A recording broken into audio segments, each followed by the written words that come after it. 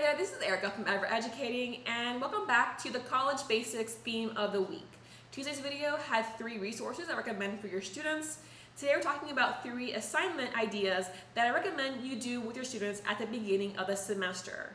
The assignment sheets for these activities are in the course that I've linked below, and you can also see a description of the month theme that I'm doing here, because again, every single week of the month will have a different theme. Let's go ahead and dive into these 3 activity ideas. So the first idea is helping your students with lecture notes. And so depending on how much lecture you give in your class and how you design your lecture, this can change the way you do this activity. But in my case, I create Google slide presentations for my lectures and I post that on our LMS. So students can access it at any point in time in class and outside of it.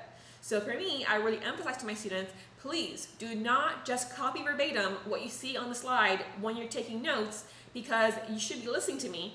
You already have access to that on your own because it's linked on the LMS, right? There's no point of just writing exactly what you see because that's already available to you for you to print and for you to use when you're studying or when you need that reminder.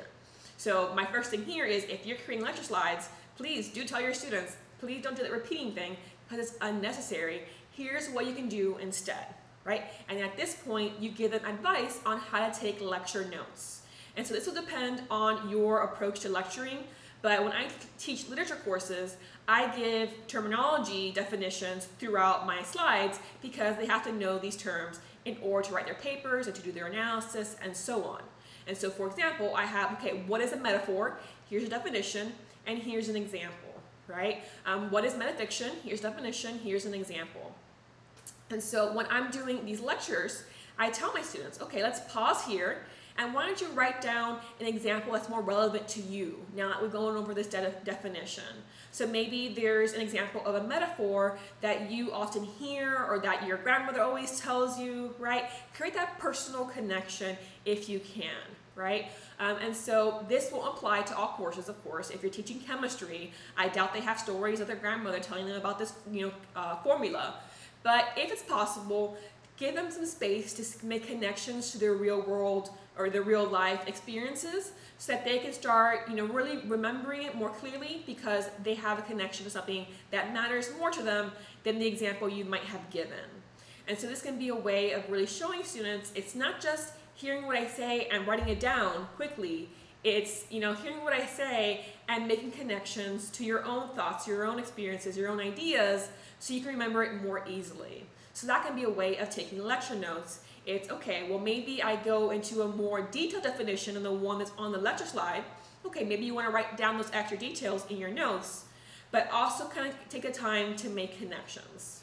Now this of course means that you're going to have to give them that time while lecturing, those pauses. But it depends on how much information you have to share, how many pauses you can give. But just, again, recommend different ways that you can take lecture notes in your class, right? So that can be one way. And there, of course, can be others too. For example, maybe you're going over a process with them and you have a slide for each part of the process. You might recommend to them, okay, I'm telling you that we're going to go through a process. You'll have all the slides with you already, linked in the LMS.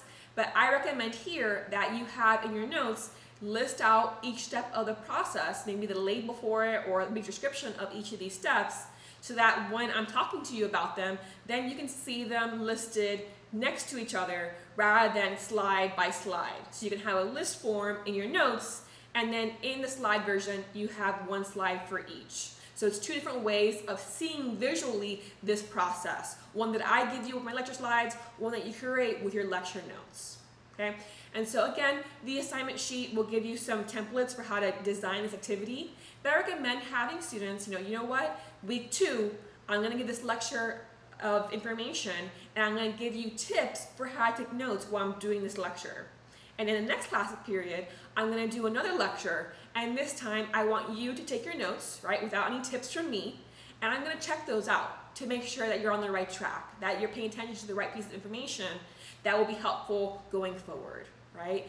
And so kind of doing a quick note check for them can make sure that they're taking notes, of course, but also make sure they're taking relevant notes, useful notes for your particular course. Now in a similar vein, I also recommend teaching your students how to annotate readings and take notes on readings that they're going to be doing for homework. Again, I teach literature, so this is very relevant to me, but it really applies to any course that you're doing readings for homework. My recommendation here is actually having students color code the reading, right? And again, this is something you show them how to do first and then assign them to do it on their own. So for me, when I'm teaching literature, I teach the 5 elements of literary analysis writing. So having a thesis, having topic sentences, having close reading and analysis, a so what portion, and then also having research that you cite throughout the paper. So with my students, I can have, okay, here's a reading, right, from an article, an academic journal. I want you to go through and highlight in blue the thesis, and in green the topic sentences, and in red the analysis, and in purple the citations, right? And so on. And so you can see do students understand what's most important about what they're reading. So in that example that I just gave, it's to help them write their own analysis, write their own papers. But obviously this can be very different. Might just be, okay, well this is a reading that's about the history of this topic, right? Or it's about a certain author, or it's about a certain researcher or theorist, right? And their theories.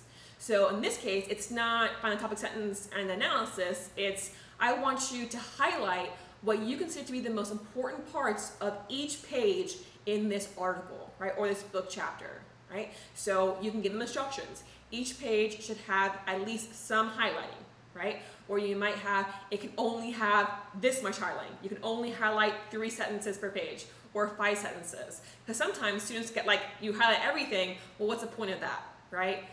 Or you might have, okay, you know what, we're gonna color code a highlighting as well. So I want you to highlight in red important terminology. I want you to highlight in yellow important people or places being mentioned in this book chapter. I want you to highlight in green concepts, right? And so give them a sense of, hey, you know what, let's take some time, do this reading, and I'm gonna point out important things that you should be really be paying attention to as you're doing the reading on your own. So here's an example of me doing this. And then, okay, for homework, here's a different reading, go ahead and highlight it in this specific way, and we'll go over this reading in class, the next class period. And again, you can always collect the annotated readings from your students and make sure they're doing it in a way that you think is very helpful to them. But if not, it can just be something you go over in class. Okay, Ken, what did you highlight in green on this page? Sarah, what did you highlight in yellow, right? Let's talk about how you really approach annotating your readings to the best of your ability, right? Where you can, how you should write your questions, maybe for me or for yourself when you're doing readings. What should you take the time to write out in your notes versus just keeping it in the reading or in the book? So really, again, something that you do in the first week or 3 of the semester, definitely before you get into heavier readings as the semester progresses. And then a third activity that I actually recommend you do during week 1, so this will actually go before the other 2, is to give students the chance to really explore the LMS and how to use the tools to the best of their ability in your class and in other classes.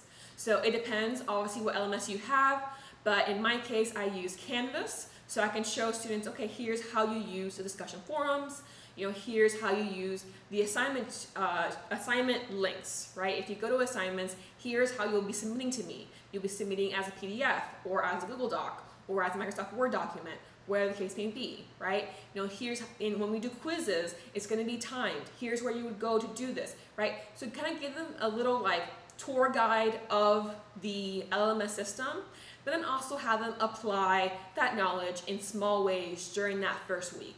So in my case, I have students do an introduce yourself discussion forum post during week 1. Tell me your name or nickname. What are your pronouns, right?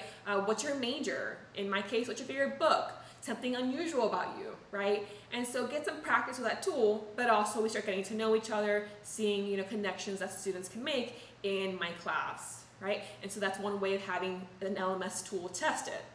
Okay, here's a little assignment to do during week 1, a very quick thing that you submit as a document, so I make sure that everybody can do this and understands how to submit documents to an assignment link, right? So again, don't have to do too many. You can always do this as you go along as well in the semester, but I think for whatever features you're using often in your LMS, making sure students can do it during the first week or 2 can give you a sense of okay, everybody has done this, right? I've marked you off. You have that participation point for doing this activity, so you know how to do this going forward for the rest of the semester. There shouldn't be any confusion because we went over it in class, together. So those are 3 activities I recommend. The assignment sheets, the templates are linked below in the course in case you're interested. But really, it's up to you to decide, how many points you give for doing these activities. Do you have them submit their notes or not, or just go over it in class? It really obviously is up to you to decide. But I do think basic skills students need. Learning the LMS is going to be very key if you use it often. Being able to take good lecture notes, especially if you're someone who gives exams. And also being able to annotate their readings so that actually are paying attention to what's key when you're assigning them work, right? Because if they don't know what's key, they're going to really struggle, right, to take in the concepts and the details needed to succeed in your course. Next week, we're talking about writing. So 5 websites to use when you're teaching writing, and then 3 assignments, right, if you're teaching a writing course, or even just if you want to teach certain aspects of writing in the course that you are teaching that is not writing specific.